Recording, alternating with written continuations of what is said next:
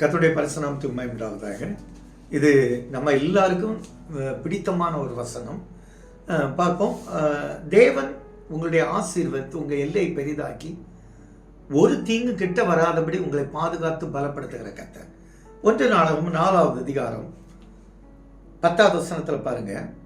இஸ்ரவேலின் தேவனை நோக்கி, தேவரீர் என்னை ஆசீர்வதித்து என் எல்லையை பெரிதாக்கி உமது கரம் என்னோடு இருந்து தீங்கு என்னை துக்கப்படுத்தாதபடி அதற்கு என்னை விலக்கி காத்தருளும் என்று வேண்டிக் கொண்டான்.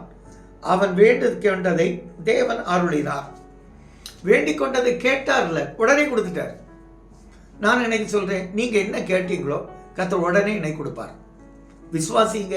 இந்த விசுவாசம், நீங்க கேட்கிறதை கர்த்தர் தருவார். யோவான்ல சொல்லியிருப்பார், யோவான் 14, நாமத்தினால எதை கேட்டாலும் அவனுக்கு செய்வேன்.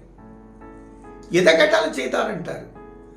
அதே 16ல சொல்லிப்பா, நீ எனக்கு சரியா ஒன்றும் கேட்கலையப்பா, நீங்க கேட்காததெல்லாம் தந்திருக்க கர்த்தர், நீ கேட்டா அதை கொடுப்பார். இதுல 4 காரியத்தை சொல்ற பாருங்க. முதல்ல, தேவன் என்னை ஆசீர்வதித்து, முதல்ல சொல்ற என்னை ஆசீர்வதிங்க, என்னை பாக்கியவானாய் மாற்றுங்க. நம்ம நினைக்கிறோம் காரு பங்களா இதெல்லாம் பின்ன ஒரு பெரிய பணக்காரனா இருக்குதா, இது உலகத்திலே சரிதான். ஆனா சமாதானம், ஒரு வீடு, சந்தோஷம், பிள்ளைகள் நல்ல ஒரு அந்தஸ்துல இருக்கிறாங்க, நல்ல ஆலயத்துக்கு போயிட்டு வர மகிழ்ச்சியா இருக்கும் பாருங்க, இதுதாங்க அந்த ஆசீர்வாதம். அந்த ஆசீர்வாதம் குறைவில்லாத உங்களுக்கு கொடுப்பார். 2, எல்லை பெரிதாக்குற கர்த்தர். இதுவரை நீங்க குடும்பமாய் வாழ்ந்திருப்பீங்க. உங்களுக்கு 2 பிள்ளை இருக்கலாம், 3 பிள்ளை இருக்கலாம், ஒரு வீடு இருக்கும். ஆனா எல்லா பிள்ளைகளுக்கும் வீடு வேணும். கர்த்தர் இந்த எல்லை பெரிதாக்குவார். கொஞ்சம் சம்பளத்தில் இருப்பீங்க, கர்த்தர் எல்லை பெரிதாக்க சம்பளத்தை பெரிய அளவுல ஆண்டவர் உயர்த்துவார். ப்ரொமோஷனை கட்டளையிடுவார். உமது கரம் என்னோடு இருந்து. 3, கர்த்தருடைய கரம் உங்களோடு இருக்கும், உங்க பிள்ளைகளோடு இருக்கும், உங்க சந்ததியோடு இருக்கும், சந்தானத்தோடு இருக்கும். 4, தீங்கு என்னை எந்த நோயாவது உங்களை தாக்குவதில்லை, எந்த பிரச்சனையும் வருவதில்லை.